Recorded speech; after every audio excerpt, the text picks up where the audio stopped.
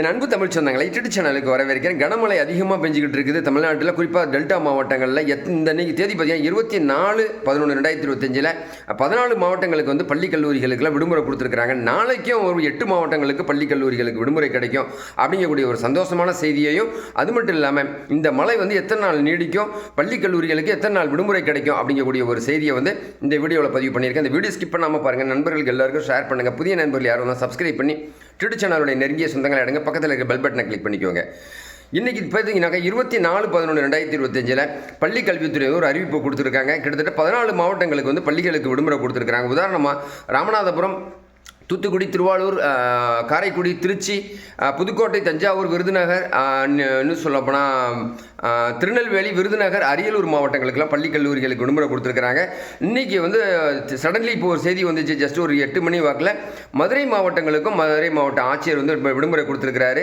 இதன் நாளைக்கு பார்த்தீங்கன்னாக்கா 8 மாவட்டங்களுக்கு வந்து விடுமுறை கொடுத்துருக்காங்க. அதே சமயத்தில் வந்து டெல்டா மாவட்டங்களில் வந்து 11 சென்டிமீட்டர் மழை பெஞ்சிக்கிட்டு இருக்கிறதுனால டெல்டா மாவட்டத்தில் இருக்கக்கூடிய விவசாயிகள்லாம் கண்ணீரோட பேட்டி கொடுத்துக்கிட்டு இருக்கிறாங்க. திருவாரூர் மாவட்டத்தை பார்த்தீங்கன்னா திருத்துறைப்பூண்டிலாம் வந்து அதிக மழை பெஞ்சு விவசாயம் பாதிக்கப்பட்டிருக்குன்னு சொல்லிட்டு விவசாயிகள் வந்து கண்ணீரோடு பேட்டி கொடுத்துக்கிட்டு இருக்கிறாங்க. தென் வங்கக்கடலில் வந்து நாளைக்கு புதிய காற்றழுத்த தாழ்வு நிலை உருவாகிறதுனால அது தாழ்வு மண்டலமாக விரிவடைஞ்சு அது புயலாக மாறக்கூடாதுன்னு சொல்லிட்டு வானிலை மைய இயக்குனர் பாலச்சந்திரன் தெரிவிச்சிருக்கிற அடிப்படையில் நாளைக்கு வந்து 8 மாவட்டங்களுக்கு பள்ளிகளுக்கு விடுமுறை கொடுத்துருக்குறாங்க. அந்த மாவட்டத்தோட அறிவிப்பு வந்து நாளைக்கு வரும். குறிப்பாக டெல்டா மாவட்டங்களை பார்த்தோம்னா தஞ்சாவூர், திருச்சி, புதுக்கோட்டை வரும்னு நினைக்கிறாங்க. பட்டுக்கோட்டை விடுமுறை கிடைக்கும்னு சொல்லி ஒரு குறிப்பு கொடுத்துருக்காங்க.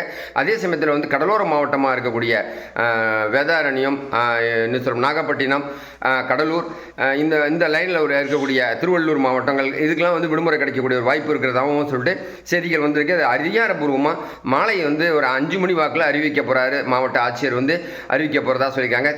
இன்னும் சொல்லப்போனால் யூனியன் பிரதேசமாக இருக்கக்கூடிய பாண்டிச்சேரி, காரைக்காலுக்கும் இன்றைக்கி பள்ளி கல்லூரிகளுக்கு விடுமுறை கொடுத்துருக்காங்க. நாளைக்கும் பள்ளிகளுக்கு மட்டும் விடுமுறை கொடுத்துருக்கிறதா சொல்லிட்டு ரங்கசாமி அவர்கள் முதலமைச்சர் செய்திகளை அறிவிச்சிருக்கிறாரு. இதனடி மீனவர்கள் வந்து கடலுக்கு யாரும் செல்ல வேணாம் அப்படின்னு சொல்லியிருக்கிறாங்க. சென்னையை பார்த்தோம்னாக்கா விட்டு கனமழை பெய்யும்னு சொல்லியிருக்கிறாங்க.